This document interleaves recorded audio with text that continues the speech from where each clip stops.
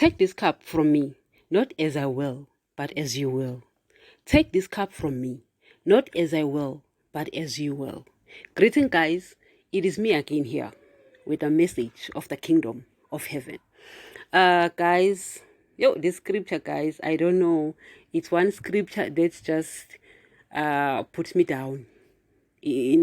This day was the best day of anyone's life, whether you believe in Jesus or not. But this day was the day that everything just went down. It was just before the cross. It wasn't the cross, but it was just before the cross, and Jesus was doing it just so that people would go back to their Father and get into the kingdom of heaven. Because without this particular day, guys, without this particular day, we wouldn't have gone back to our Father. Everything, guys, that has happened, it stops here. Because here Jesus was praying to the Father. Guys, Jesus will often speak to the disciples. On the third day, I'm going to rise to life. I will die. They will kill me. And the disciples did not even take him serious, because in their mind, it's like, what kind of story is this dude talking about? Particularly Judas. I'm pretty sure Judas would go home and will speak to his children if he had kids. Nothing much is said about him, but I'm pretty sure he would go home and say, hey, my children, do you want a story today?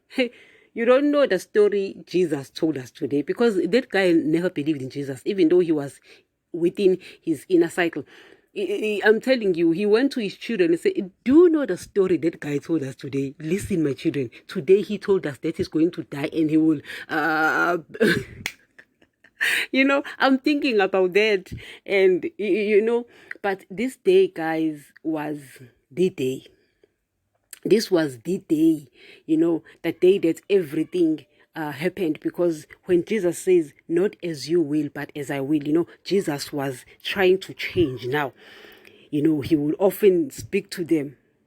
I'm going to do this is going to happen, it's going to happen, he spoke about this day as if it was nothing. He spoke about this day as a hero. The day came, guys.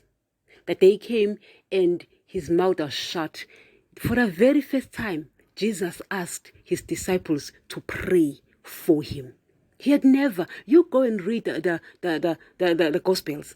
Jesus had never asked his disciples to pray for him. But this very day, he's praying. He says, my soul is sorrowful to the point of death.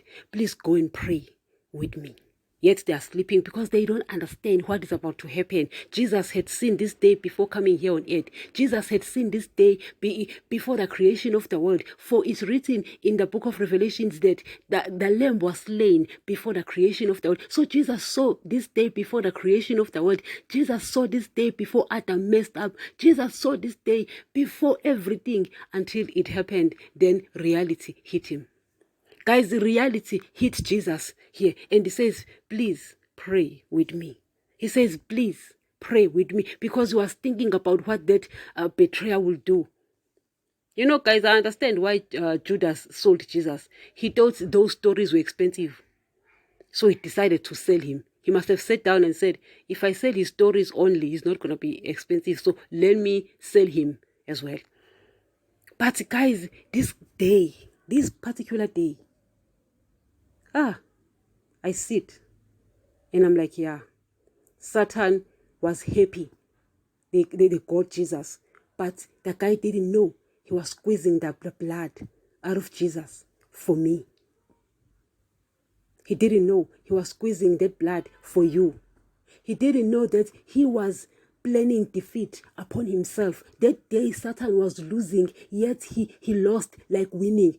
Guys, daddy wins like losing, and Satan loses like winning. I don't know if you understand this thing, guys. It's so deep, but it's exactly like that.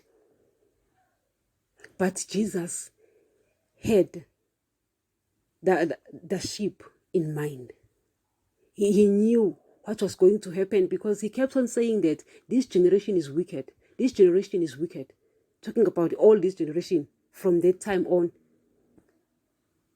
And he says that for my sheep, I'm willing to lay down my life for the sheep, because my Father has given me the greatest, and no one will snatch them away from me. So this day he's going to the cross for the sheep. His blood is available for everyone, but he says for the sheep. Guys, I'm thinking about that. That is still in my mind till now. It's like I got a revelation about it. I'm thinking about the sheep. I don't care, guys, what the pastors are doing. They are preaching their money, preaching their riches, preaching their earthly blessings, busy with the message of the beast. I care about the kingdom of heaven, guys. I care about the sheep, because the sheep belong to the kingdom of heaven. And I look at this day, that day of Getshemane, that day where Jesus was praying and saying, Father, let this cup not be taken. You understand? He says, Father, let this cup be taken away from me, but not as I will, but as you will. So he's changing right after he started, because if Jesus had said, Father, let this cup be taken away from me, and just stopped there, guys, Satan would have won. But he immediately corrects himself and says, not as I will, but as you will, meaning your will be done, not my will. So Jesus was thinking about the pain as much as he loves the sheep. But right now he's thinking about the pain. Guys, that is why I keep saying that, we owe Jesus. Guys, you owe Jesus. If you're a sheep, you owe Jesus. Because, if he prays like that and says, Father, let this cup be taken away from me, not as I will, but as you will, meaning even though I love the sheep, but the pain I'm going to endure, hell never. I ain't going there. And then he quickly corrects himself and says, no, as you will, Father, it is your will. But Jesus, even though he loves the sheep and thinking about the sheep, and he was saying that he's going to die for the sheep, but right now he's saying, the pain is too much, I'm not going to the cross. Hell never. I'm already spiritually alive. Guys, Jesus was spiritually alive. So he's like, I'm already spiritually alive. So if I don't go to the cross, hello. But he then corrects himself and says, not as I will, but as you will. Because he knows that only the Father's will goes in his kingdom. So guys, I sit and I'm like, my Father has gotten me. Daddy has gotten you. But his sheep, they are his sheep who has not heard of his word, or who have heard of the message of the beast from the pastors, and they think that Jesus is giving us the earthly blessings. They think Jesus is giving us riches. They think Jesus is giving us monies. You understand? So they need this word. Just think about them. Forget about the pastors, because if you're going to fix your eyes on what the pastors are doing, you will never do God's work. You will never, because you will be dismayed. You will be discouraged. So I am here encouraging you. I am here encouraging you. Guys, I said this, Jesus is an encourager. I'm fine, but I'm here encouraging you. He's going to encourage you as well. Should you decide to go with the message of the kingdom of heaven, should you decide to go with the message that he founded, with the message that he started. So you see, this message, guys, cannot fail because you didn't found it. This message will not fail because you are not the instigator. You understand?